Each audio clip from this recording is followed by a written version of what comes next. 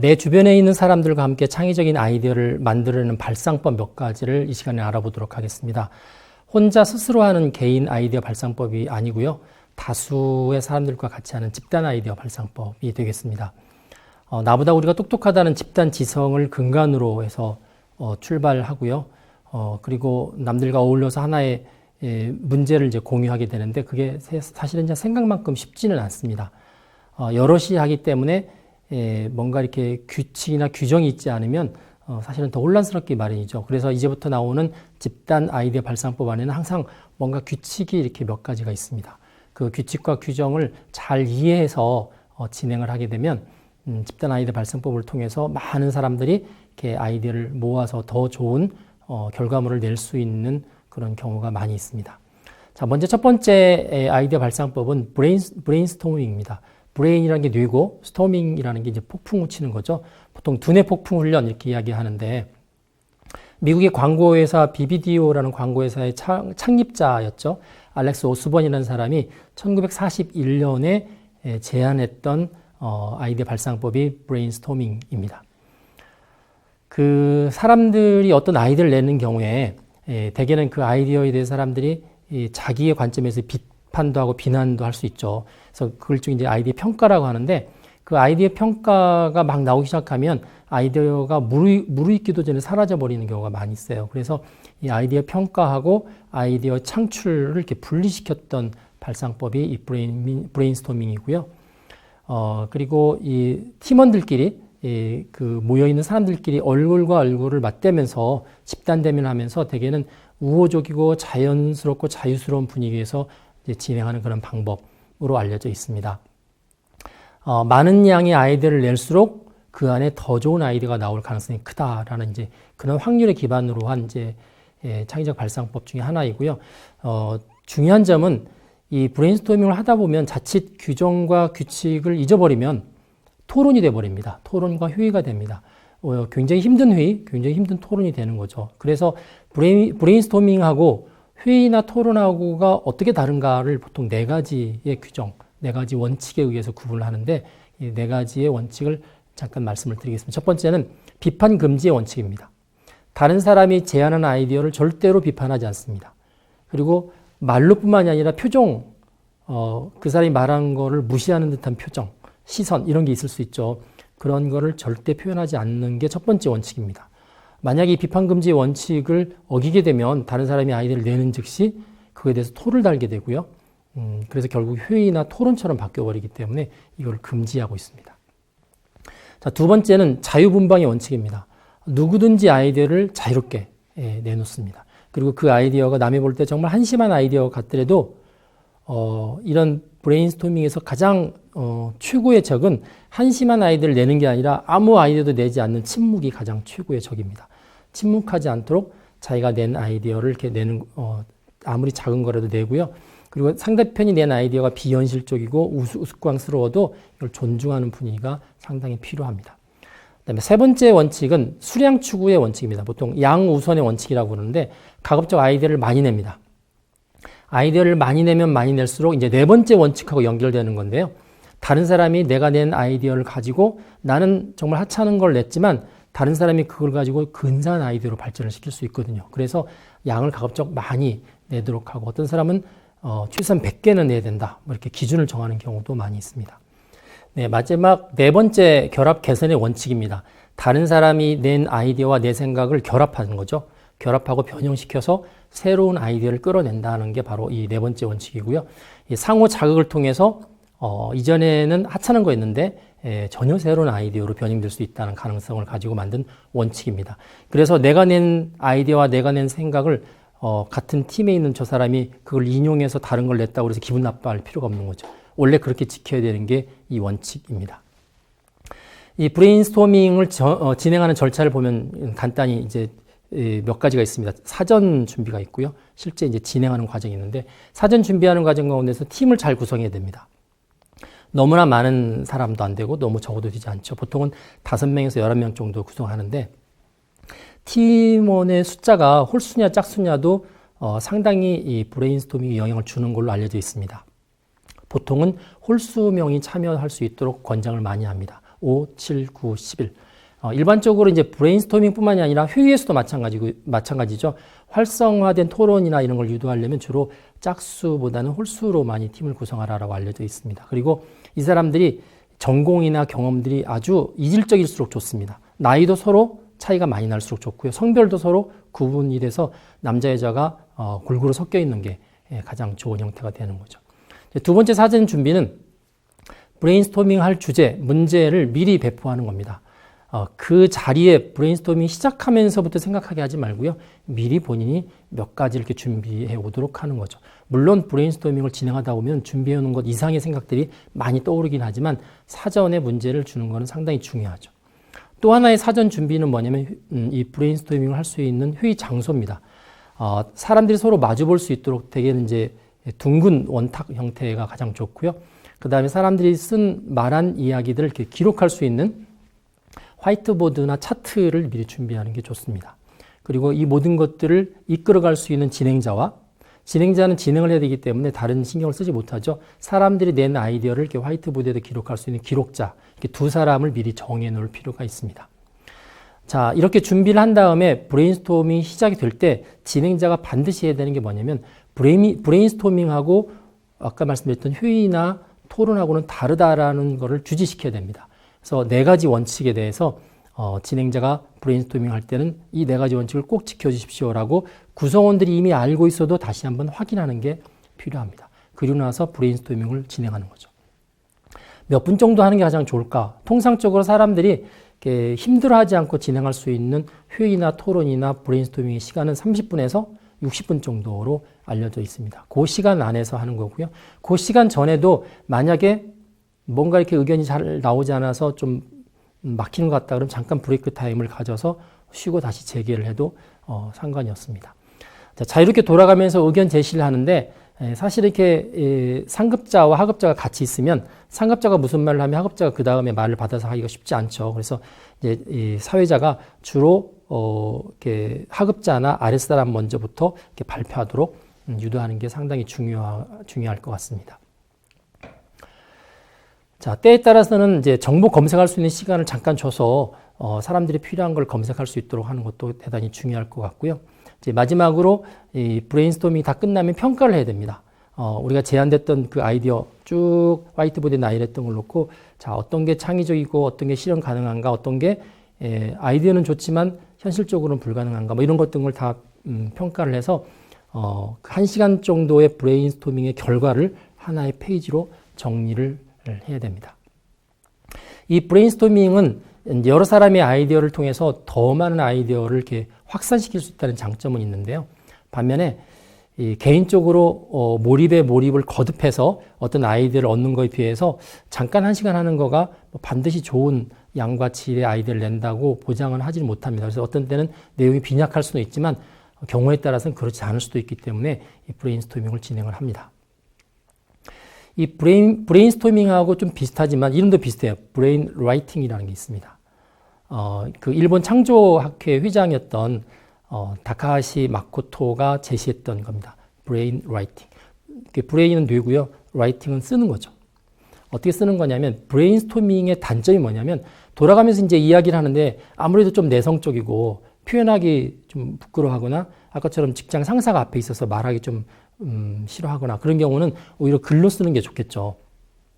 그래서 브레인스토밍의 4대 원칙을 그대로 다 적용을 하죠. 다만 말을 하지 않고 손으로 이렇게 쓴다 하는 점만 다릅니다. 그래서 주로 이제 그 키워드를 중심으로 해서 진행을 하게 되는 거고요. 본인의 타이밍이 됐을 때 그 보통 이제 아이디어 시트라고 하는데 그 종이에다가 3분 정도 적을 수 있는 기회를 줍니다. 3분 정도 적고 난 다음에 그 종이를 옆에 있는 사람한테 다시 넘기죠. 그래서 이 발언 기회가 쭉 돌아가는 것처럼 이 아이디어 시트에다가 자기 아이디어를 쓸 수 있는 기회를 3분씩 이렇게 한 사이클씩 돌립니다. 1사이클, 2사이클, 최대 보통 5사이클 정도를 많이 돌린다고 되어 있습니다. 이 브레인 라이팅은 꼭 모여있는 사람들끼리 글을 쓰는 게 아니라 어떤 경우는 인터넷상에다가 이렇게 게시판처럼 열어놔도 되죠. 자, 우리가 어떤 거에 대해서 이제부터 브레인 라이팅을 합니다. 관심 있는 분들은 들어오셔서 앞에 있는 글들을 읽어보시고 그거를 더 증폭하거나 개선시키기 위해서 아이디어를 내셔도 좋습니다. 그래서 쭉 많은 사람들이 글을 받을 수도 있습니다. 그런 면에서는 아주 그 집단 자유 발상법에 적합한 또 그런 아이디어 발상법이라고 볼 수가 있습니다. 그 일본의 문화인류학자이고 동경공업대학 교수였던 카와기타 지로라는 사람이 있습니다. 카와기타 지로가 본인의 이름 약자를 따서 KJ법이라는 것을 만들었습니다. 이 KJ법은 이 브레인스토밍하고 브레인라이팅을 좀 약간 섞여 있는 듯한 느낌을 주면서도 좀 다른 부분이 뒷부분에 들어가 있습니다. 앞부분은 주로 카드를 이용한 브레인스토밍이다라고 보실 수 있고요. 뒤에 가면 그 브레인스토밍에서 나왔던 것들을 놓고 그룹핑을 합니다. 그래서 그룹핑을 하면서 비슷한 것끼리 이렇게 축약을 한다고 그러죠. 모아가고 그렇게 하는 형태라는 게 바로 KJ법이다라는 겁니다. 그래서 많은 정보들을 쭉 펼쳐놓고 그 가운데서 연관성 있는 것들을 묶어서 요약하다 보면은 그 묶음이 점점 줄어들겠죠. 그래서 그 줄어드는 거를 가지고 하나의 표로 관계를 이렇게 표시하는 방법이 여기서 말하는 이제 KJ법입니다. 자, 이렇게 하기 위해서는 뭐냐면 카드를 팀원들한테 한 5장 정도 빈 카드를 먼저 줍니다. 빈 카드를 주고 나서 이제 브레인스토밍의 원칙을 똑같이 지키고요.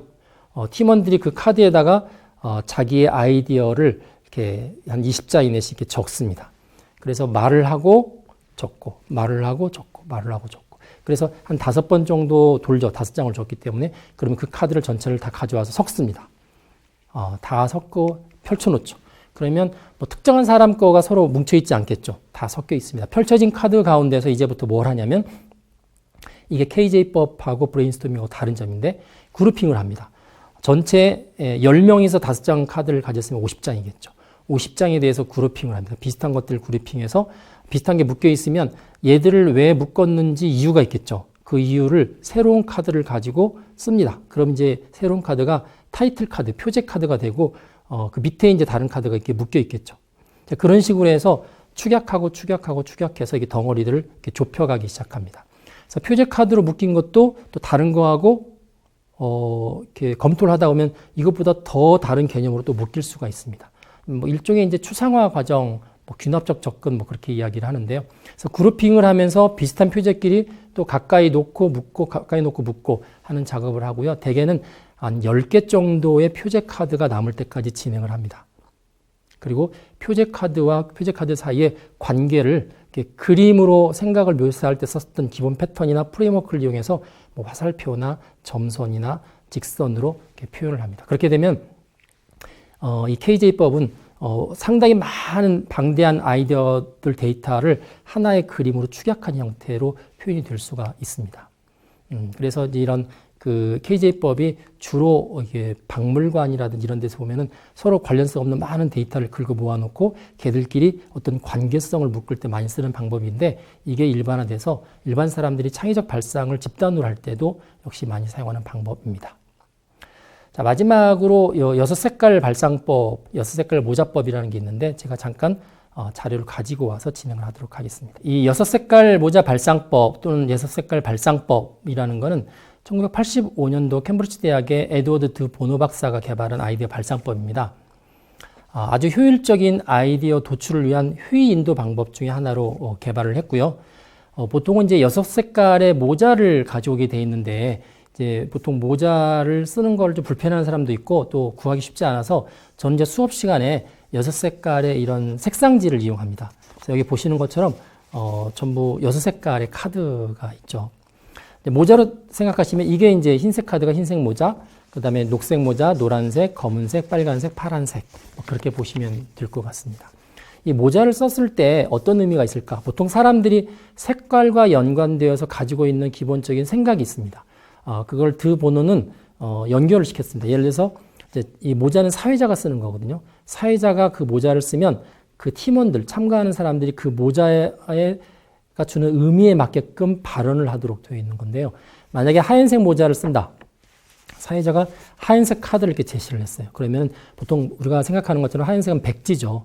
그래서 우리가 지금 토론하고 문제를 해결하려고 하는 그 문제와 관련된 어떤 사실이나 정보를 서로 이렇게 교류하자는 의미로서 제시하는 거가 하얀색입니다. 하얀색 모자를 쓰면 참가자들이 자기가 알고 있는 문제에 관련된 사실과 정보를 이렇게 서로 교류하는 시간을 갖는 거고요. 그다음 이제 두 번째가 바로 초록색이죠. 우리가 초록색 그러면은 아무래도 성장 뭐 이런 느낌을 많이 가지고 있죠. 그래서 주어진 문제에 관해서 사람들이 아이디어를 내는 거죠. 아이디어를 탐색하고 대안을 제시하라 하는 뜻이 초록색 모자고 초록색 카드라고 볼 수가 있습니다. 자, 그리고 난 다음에 이 아이디어 제시된 거에 대해서 사람들이 이제 긍정적인 그 아이디어를 성사시키기 위해서 그 아이디어의 이점을 조사하고 또 성공적으로 구현하기 위한 방법들을 더 모아야 되는데 그렇게 하기 위해서 노란색을 씁니다. 보통 노란색은 보통 긍정이라는 뜻이 있고요. 검정색은 부정이라는 뜻이 있죠. 그래서 이 긍정의 사고를 많이 모으려는 게 노란색 모자죠. 그래서 초록색 모자 때 초록색 색깔 때 냈던 아이디어에 대해서 노란색 색깔일 때 좀 더 아이디어를 발전시키는 겁니다. 성공시키기 위한 그런 생각들을 이제 나누게 되는 거죠. 자, 그 다음에 검정색 모자입니다. 검정색 카드인데 검정색은 아이디어와 관련된 문제점을 찾는 겁니다. 모든 아이디어가 다 완벽하진 않잖아요. 그래서 문제점을 말하는 거죠. 문제점에 대해서 부정적인 부분들을 많이 도출을 해냅니다. 그렇게 되면 앞에 말했던 노란색의 긍정적인 것과 그다음에 뒤에서 말했던 검은색의 부정적인 것들을 종합해서 본인들이 의견을 말하는 겁니다. 내 생각에는 앞에 냈던 아이디어 폐기시키자. 왜냐하면 긍정적인 부분보다 부정적이 너무 많다. 이거 우리 없었던 걸로 하자. 뭐 이렇게 생각할 수도 있고요. 어떤 사람은 아니야, 내가 볼 때는 좀 더 생각해보고 뭐 괜찮은 아이디어 같은데 좀 더 나중에 더 고려를 해보자. 이렇게 의견을 말하는 이 빨간색이 주로 이제 감정에 대한 건데 내 생각은 이렇다. 그 아이디어에 관한 결론을 서로 나누도록 하는 게 빨간색입니다. 자, 마지막으로 파란색은 파랗다는 이야기는 이제 물 뭐 이런 느낌이 있죠. 차갑다. 그래서 주로 사회자가 이제 진행을 할 때 어떤 회의 진행을 위한 필요한 조치를 취할 때 이 파란색을 많이 쓰고요. 또 결론을 내리거나 회의가 아니라 이 토론이죠. 토론을 아이디어 발상을 중단하거나 잠깐 쉬게 하거나 다시 복귀하거나 할 때도 파란색, 의사진행 발언을 주로 가져오는 색깔이라고 보시면 될 것 같습니다.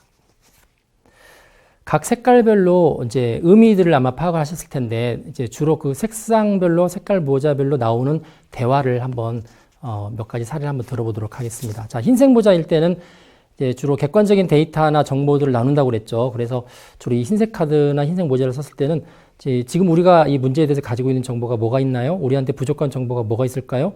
어떻게 얻을 수 있을까요? 정보를 좀 더 검색해 볼까요? 이제 이런 대화들이 주로 오가는 게 흰색일 때의 대화라고 볼 수 있고요. 이제 초록색일 때는 이거죠. 이 문제를 해결하기 위한 다른 대안이 없나요? 그리고 장점을 잘 살리면서 단점을 없앨 수 있는 새로운 방법을 좀 제시해 보시죠. 라고 해서 아이디어를 자꾸 제시하도록 유도하는 질문들이 주로 이 초록색일 때 이제 주로 사회자가 하는 내용이 되겠습니다. 그리고 이제 노란색일 때 이제 긍정적인 견해라고 그랬죠. 그래서 사람들이, 예를 들어 생산 설비를 조금만 이렇게 소비자들한테 가까운 곳에 옮기게 되면 아마 지금 냈던 아이디어는 굉장히 효과적일 것 같다. 뭐 우리가 홍보만 잘한다면 소비자들한테 굉장히 좋은 반응이 기대된다. 이렇게 아이디어를 성공시키기 위해서 격려하는 어투의 이제 제안을 많이 이 노란색 때 내게 됩니다. 그리고 이제 검은색 때는 이제 부정적인 견해라고 말씀을 드렸죠. 되게 왜 불가능한지, 왜 우리가 채택하지 못하는지에 대한 이야기를 하는데 예를 들면 뭐 규정 때문에 그거 시행할 수 없다. 또 그거를 진행하게 되면 주문이 엄청나게 밀릴 텐데 그 밀리는 주문을 설비들이 감당할 수가 없다. 뭐 이런 의견을 통해서 검은색일 때 이제 부정적인 의견들을 많이 내게 되는 거죠. 자, 그 과정을 통해서 이제 본인의 생각을 이야기하는 게 빨간색이죠. 그래서 내가 보기에 이 계획, 이 아이디어는 성공할 것 같지 않다. 또 반대로 이거 굉장히 좋은 느낌이 든다. 나는 이 아이디어를 우리 회사에서 우리 조직에서 채택했으면 좋겠다. 뭐 이런 의견들을 내는 게 이제 빨간색이 되겠습니다. 파란색은 뭐 아까 말씀드렸지만 사회자가 의사진행을 이제 하기 위해서 쓰는 카드이기 때문에 예를 들어서 아이디어를 너무 비판을 심하게 하거나 그런 사람한테 아이디어 비판이 너무 심한데 좀 시간을 좀 줄여달라. 당신 말이 많은데 좀 요약해달라. 뭐 이런 식으로 해서 이렇게 사람들이 어떤 말하는 것들을 컨트롤할 수도 있고요. 흐름 자체를 이 상태에서 그러면 다시 초록색으로 한번 가보겠습니다. 이렇게 제시하면서 자, 아이디어를 한번 새로 다시 받아볼까요? 이런 식으로 이렇게 흐름들을 바꿀 수 있는 게 바로 파란색 모자일 때의 대화라고 볼 수가 있습니다. 그래서 일반적으로 이 6색깔 모자 발상법에서는 흰색부터 시작하죠. 흰색, 정보, 그 다음에 초록색은 아이디어죠. 그 다음에 노란색, 긍정적인 거, 검은색, 부정적인 거, 빨간색, 그 다음에 자기의 의견, 그다음에 파란색은 이제 여러 가지 진행에 관한 부분들 이렇게 되어 있습니다. 그래서 이런 형태로 해서 계속 사이클이 돌면서 진행되는 게 바로 6색깔 발상법이고요. 장점이 뭘까요? 사람들이 하고 싶은 이야기가 굉장히 많죠. 어떤 사람은 긍정적인 이야기 하고 싶고 어떤 사람은 부정적인 이야기 하고 싶을 텐데 그런 경우에 한 색깔에 따라서 그 색깔에 맞는 사고만을 이렇게 쭉 이렇게 내놓을 수 있도록 하죠. 주제에서 벗어나지 않을 수 있습니다. 그리고 다른 사람들의 의견을 함부로 비판하지 않을 수 있고 또 불필요한 논쟁을 안 할 수 있는 그런 장점이 있습니다.